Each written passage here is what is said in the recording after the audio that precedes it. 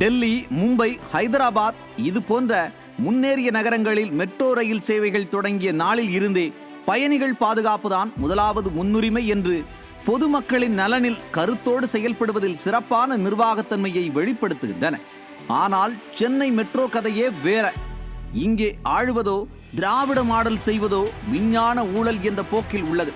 அரசால் செயல்படுத்தப்படும் போக்குவரத்து சாதனங்களில் பயணிகளின் பாதுகாப்பை உறுதி செய்வதுதான் மாநில அரசின் பணி. ஆனால் இங்கே விடியா மாடல் அரசு சமீபத்தில் சென்னை மெட்ரோ ரயில் லிமிடெட் ரூபாய் 48.33 கோடி மதிப்பிலான ஒப்பந்தத்தை ஃபேவ்லி டிரான்ஸ்போர்ட் ரயில் டெக்னாலஜிஸ் இந்தியா பிரைவேட் லிமிடெட் நிறுவனத்துடன் கையெழுத்திட்டுள்ளது.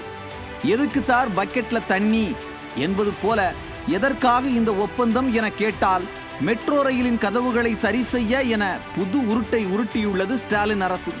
அதாவது இதன் மூலம் தற்போது இயங்கும் 52 ரயில் பெட்டிகளில் கதவு பாதுகாப்பு மேம்படுத்துதல் பணி மேற்கொள்ளப்படும் எனவும், இந்த பாதுகாப்பு அமைப்பு மூலம் புடவைகள், பைகள், பெல்ட்டுகள் போன்ற மெல்லிய பொருட்கள் கதவுகளுக்கு இடையில் சிக்காமல் தடுக்கப்படும் என விளக்கத்தை வழங்கியுள்ளது இந்த விடியா அரசு. ஆனால் இத்தகைய முக்கிய பாதுகாப்பு வசதிகள் ஆரம்பத்திலேயே ஏற்படுத்தப்படாமல் இருப்பது நிர்வாக திறமையின்மையின் பிரதிபலிப்பாகவே மக்கள் கருதுகின்றனர். விபத்துக்கள் நிகழ்ந்த பிறகே பாதுகாப்பு நடவடிக்கைகள் எடுக்கப்படுவது இந்த அரசுக்கு மக்கள் உயிர் பாதுகாப்பின் மீது இருக்கும் அலட்சியத்தையே காட்டுகிறது. இது ஒரு முன்னெச்சரிக்கை நடவடிக்கை என்றெல்லாம் விளக்கம் தருகிறது மெட்ரோ நிர்வாகம். உண்மையில் ஸ்டாலின் அரசு நிர்வாக தோல்வியை மறைத்து பூசி முழுகும் வார்த்தை விளையாட்டாகவே விமர்சகர்கள் குறிப்பிடுகின்றனர். இப்போ இருக்கிற ஒரே கேள்வி, இதற்கெல்லாம் செலவிடப்படும் பணம் முழுக்க முழுக்க மக்கள் வரிப்பணம், அப்படிதானே?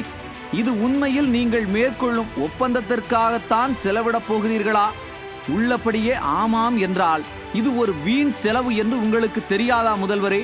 இப்படி மக்களின் வரிப்பணத்தை பயன்படுத்தி வீண் செலவினங்களை செய்யும் உங்களின் நிர்வாக திறனற்ற ஆட்சிக்கு முடிவு கட்ட மக்கள் எப்பவோ தயாராகிவிட்டார்கள்.